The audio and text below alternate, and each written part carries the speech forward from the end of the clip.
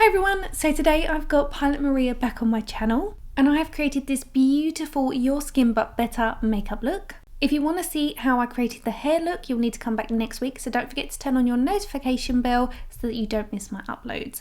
So to start this makeup look, I'm taking Cosmetics a la Carte Rose Dew. This is a firming, smoothing and refining primer.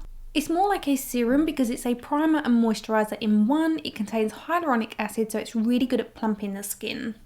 In case you missed our previous tutorial, we did a daytime look and then we showed you how to amp that up into an evening look. I'm going to link it on the top right hand of the screen if you missed it. Next I'm going in with the Vitamin Enriched Eye Cream by Bobbi Brown. I love this. Again, it kind of works a bit like a primer. It's super hydrating, but it leaves a lovely film to the skin, which allows makeup to go on without giving that drying effect to the skin. So not only is it super hydrating, it's also a great primer for your eyeshadow and your concealer. There will be a few products that I reach for that I use in so many tutorials, but I think it's really good because if I recommend a product and you buy it and then I don't show it again, you've got no further inspiration for future looks. So you'll see me reaching for a lot of the same products. This is the Luxe Eldridge Elevated Glow, and this is going on the high points of Maria's face underneath her foundation to give her a glow from within finish. The shade I'm using is Crystal Nebula and there are 4 shades available. Again, not only is this a makeup product, it's also a hybrid skincare product. It has lots of great ingredients. It obviously is packed with hydrating ingredients, but it also has an ingredient in it called Film Excel, which is a biopolymer network that forms a resistant and flexible mesh on the skin. So it gives that lifted and tightening finish, which is a great starting point before you apply your foundation. Today I've chosen the IT Cosmetics Your Skin But Better CC Cream. The reason I've opted for this is because, as you can see, Maria has a lot of redness in her skin naturally, and this is going to colour correct that and give her a more neutral finish. It's also one of those foundations you can really sheer down if you don't want a heavy finish, but it's also buildable, so if you need more coverage, this is an adaptable formula. I'm buffing that onto the skin with the IT Cosmetics No. 7 brush, and I've spritzed the bristles with a little bit of Your Skin But Better setting spray, and I just feel like this helps the foundation to go on really nice. And obviously this is a setting spray, so it does give you a little bit more security at keeping that foundation where it's supposed to be.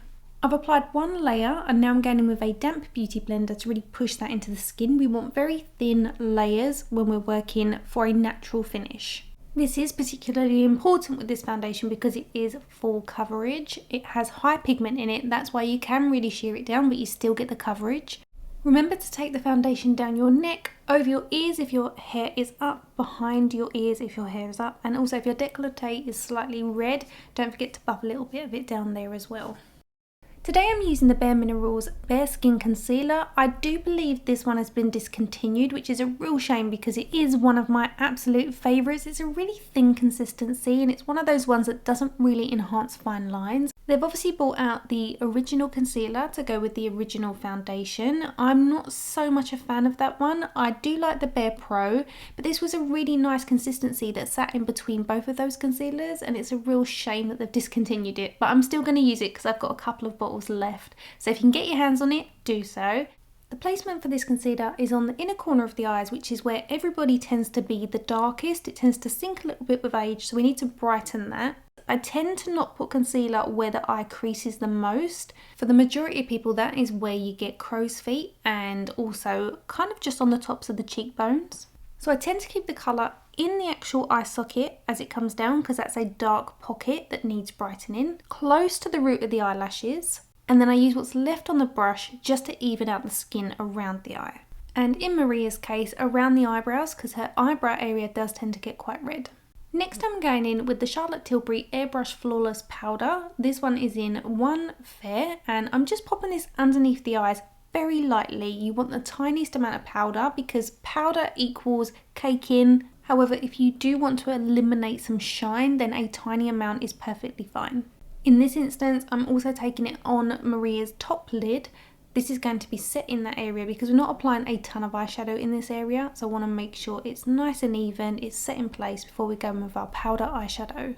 Because we are doing a Your Skin But Better makeup look, I don't want to completely transform Maria's eyebrows. Instead, I'm just going to fill them in, making them a little bit fuller, still kind of keeping them relatively in the same shape. You can see Maria has quite rounded eyebrows. In our previous tutorial, I did kind of like square them off ever so slightly. The product I'm using is by MAC. It is the Shape and Shade Brow Tint, which you know is one of my favourites, and the shade I'm using is Taupe. For eyeshadow, I'm going to stick with MAC, and I'm using the shade Patina. I haven't pulled this out in ages yet. It is totally one of my favourites. In our last look that we did together, I used a lot of warm tones, so I wanted to use something totally different, and this Patina just goes really lovely with the outfit that Maria was wearing. It's kind of like a taupey shade with a little bit of a subtle gold finish to it, and I feel like it's totally appropriate for a day eyeshadow look. Just to further enhance the inner corner of the eyes and brighten this area, I'm using Shroom by MAC. This is a very, very light beige tone and works beautifully on the inner corner because it is a subtle reflective finish. So it's a lovely colour for highlighting that inner corner. So I'm using a small brush just to feather it from the inner corner onto the lid to meet Patina. I'm also popping a small amount of that on the brow bone.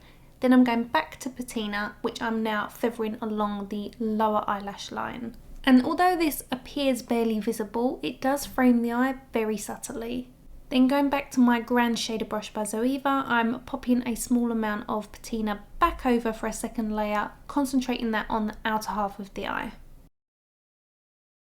Going into another MAC palette that I've created, I'm taking the shade Wedge, which is a light toned matte brown, and on a fluffy blending brush, I'm placing the majority of that on the outer half of the socket and then just softly pulling it through.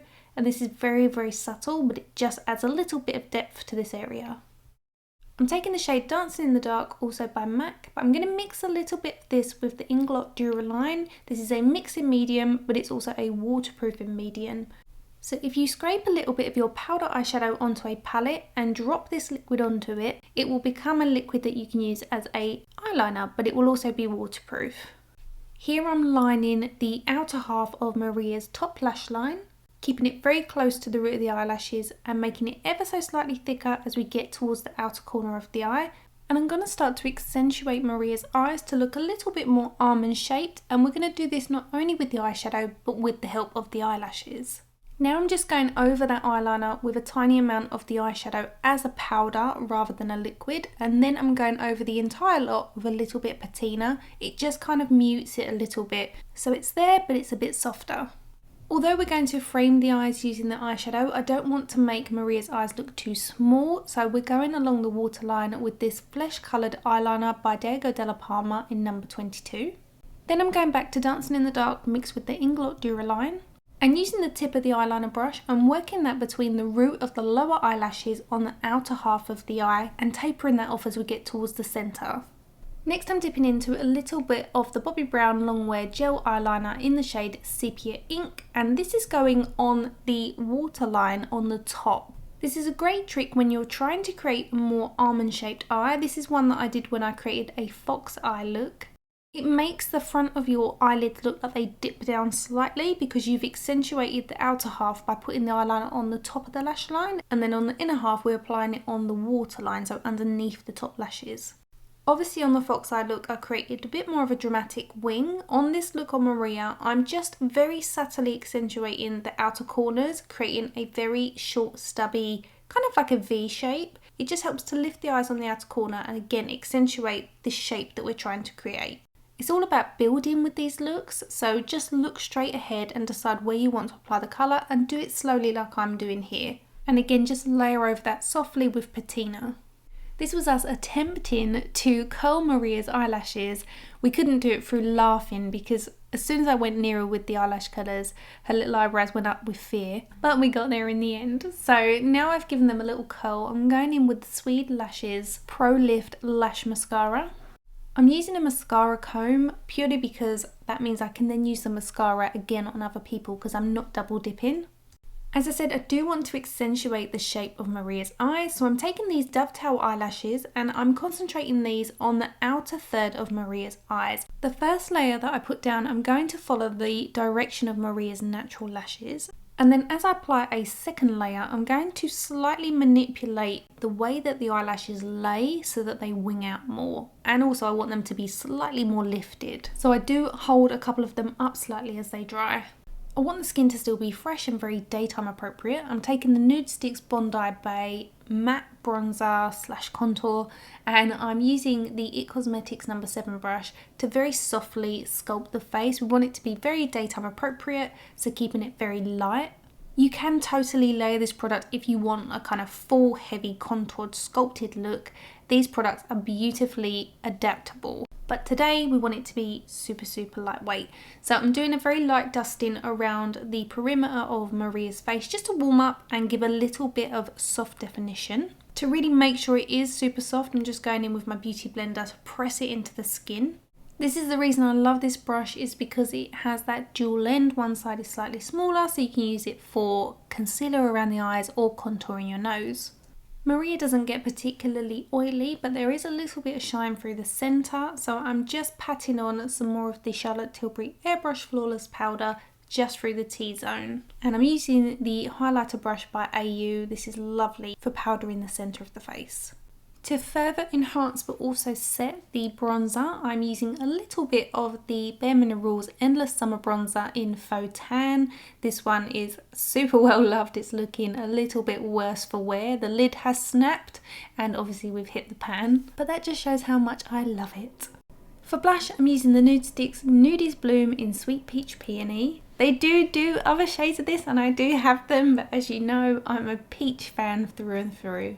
So I'm using the same It Cosmetics brush to pop a very light amount of this onto the high points of Maria's cheeks and pulling the colour backwards.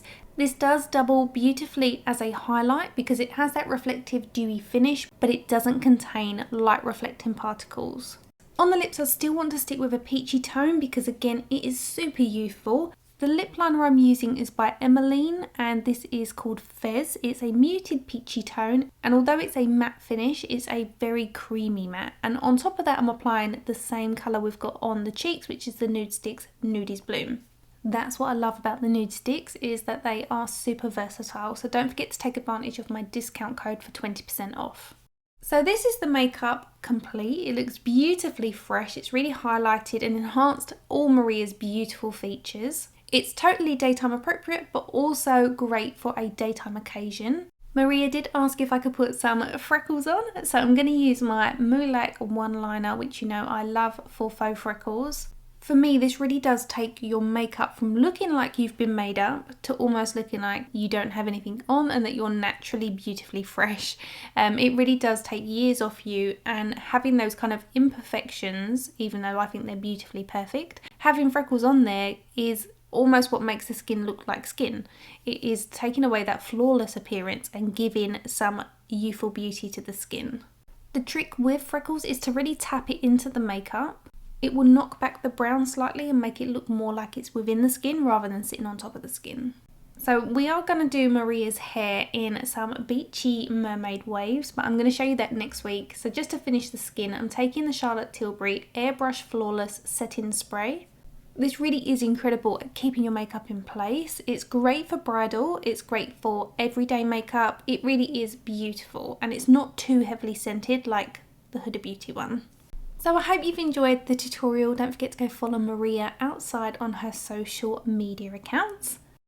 All the products I've used will be listed and linked in the description bar. Come back next week to see this hair tutorial on the beautiful Maria again, and I will see you next week.